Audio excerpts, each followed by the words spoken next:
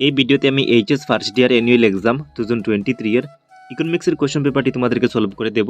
So তোমরা ভিডিওটি এক সেকেন্ডও স্কিপ না করে দেখতে থাকবে এবং ভিডিওটিতে একটি লাইক করবে এবং এই ভিডিওটি তোমরা তোমাদের বন্ধুদের সঙ্গে মাস্ট একবার শেয়ার করবে। আর এরকম ভিডিও নোটিফিকেশন সবার আগে পাওয়ার জন্য তোমাদেরকে এই চ্যানেলটি সাবস্ক্রাইব করে বেল আইকনে প্রেস করে রাখতে হবে। সো তাড়াতাড়ি এই চ্যানেলটি সাবস্ক্রাইব করে বেল আইকনে প্রেস করে রেখে দাও। Let's start this video. So প্রথমে দেওয়া আছে পার্ট এ মানে বিভাগ কো ইন্ট্রোডাক্টরি মাইক্রো ইকোনমিক্স আর কোশ্চেন নাম্বার 1 এ লিখে আছে answer the following as directed মানে নিম্নলিখিতগুলি নির্দেশ অনুযায়ী উত্তর দাও। সো কোশ্চেন নাম্বার 1 এ লিখে আছে ডিফাইন দ্য টার্ম স্কারসিটি মানে দুষ্প্রাপ্যের সংজ্ঞা দাও। সো এই কোশ্চেনটির আনসার হবে যে scarcity means that the demand for a good or service is greater than the availability of the good or service মানে অভাব পূরণের জন্য প্রাপ্তব্য সম্পদের চেয়ে অভাব বেশি হওয়াটাই হচ্ছে দুষ্প্রাপ্যতা। নেক্সট বি নম্বর কোয়েশ্চেন লিখা আছে opportunity cost is also known as dash cost fill in the blanks মানে সুযোগ ব্যয়কে ড্যাশ ব্যয় বলে জানা যায়, শূন্যস্থান পূর্ণ করো। সো এই শূন্যস্থানে বসবে ইকোনমিক মানে প্রান্তিক সুযোগ বা আর্থিক সুযোগ। নেক্সট সি নম্বর কোয়েশ্চেন লিখা আছে হোয়াট ইজ বাজেট লাইন মানে বাজেট রেখা কি। সো এই কোয়েশ্চনটির আনসার হবে যে budget line is a line showing different combination of a set of two goods that the consumer can buy given his income and price of the goods.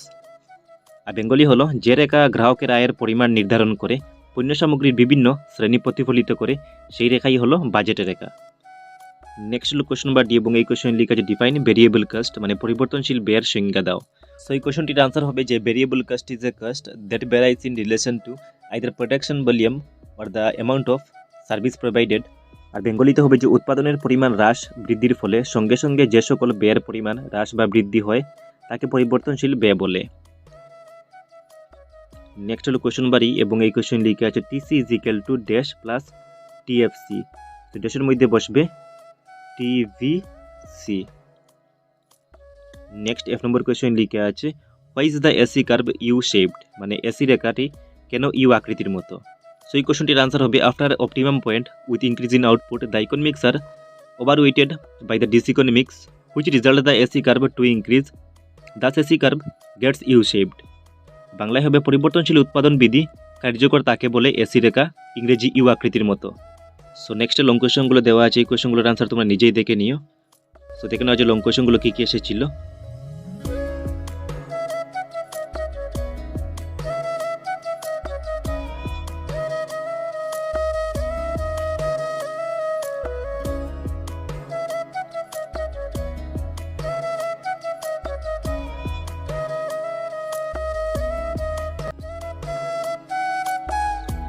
So তারপর হলো part B মানে বিভাগ ক।